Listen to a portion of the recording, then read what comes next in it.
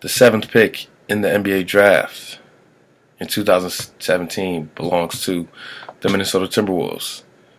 Very, very good team. Potentially in the future. Karl Anthony Towns, monster. I think he was 25-12 this year. Like, this is ridiculous. First 2 years in the league, I think his career averages are about 22 and 20, 22 or 23, and points and 10 or 11 rebounds, and that's ridiculous. You know what I'm saying? It's year two. I don't even think he can legally drink yet. So that's a great sign.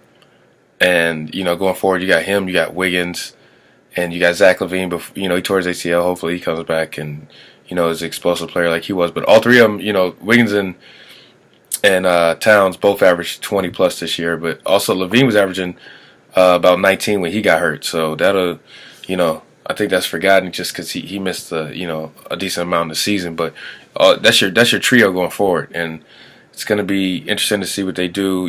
They drafted Chris Dunn last year, so it all but seemed like Ricky Rubio was going to be gone. He's under contract till 2019. It's been rumored the last year and a half or so that he's getting traded to the Knicks, but I personally like Rubio. I think he's one of the only pass first point guards around, and he just does the little things. He just can't seem to hit the outside shot consistently, which would probably take his game to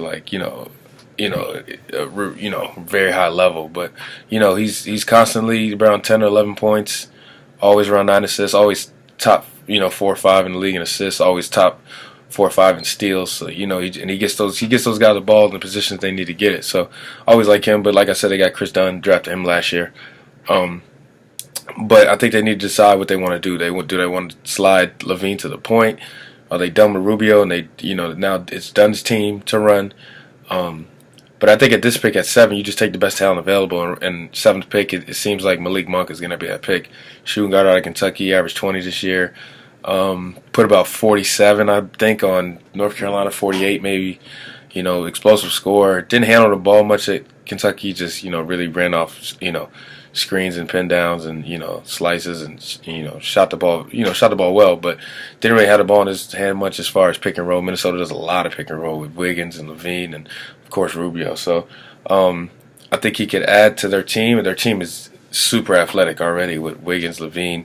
Towns is athletic. He's done a couple windmills, in game. Shabazz Muhammad always comes in the game and gets a dunk. Chris Dunn's very athletic too. He's sneaky athletic. So I think he would, fit the team in that part, of the scheme of just being athletic and, get in the passing lanes. As Tom Thibodeau is all about defense, so I think that's just another piece you could throw out there. And if they want to adjust to how the NBA is going, like, you got Gorgie Jang playing the 4, but if they do decide to go small, you slide Wiggins to the 4. I don't know if they want to do that because he's not the biggest dude in the world. But if you play that small ball, now you got, Chris Dunn, Monk, LaVine, Wiggins, and Towns, and it's on paper it looks really good. So we will see what Minnesota decides to do.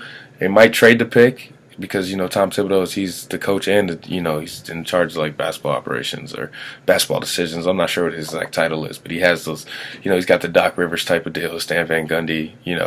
Where they're able to put their team together how they want to. They don't have to work with another person to do that. It's like whatever team on the floor is the team you're working for and the team you're making calls for and decisions you're making. So with the 7th pick, it's kind of like best player available. Who knows?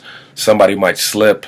Maybe a Jason Tatum slips and he's the best player on the board and he gets there. Maybe something happens and Josh Jackson slips and he's there. So I think the pick here is Monk, but we'll see what happens. I have a feeling Thibodeau's got to be on the phone with Chicago trying to see what they want for Jimmy Butler.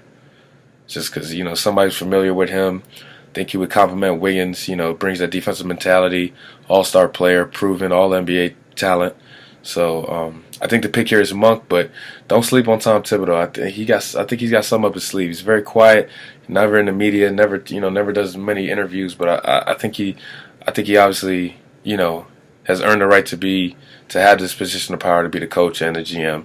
But I think he's got to move up under his sleeve. And if there's a move to make, I think it's Jimmy Butler. But maybe the 7th pick in LaVine or the 7th pick in Chris Dunn or 7th pick in Rubio.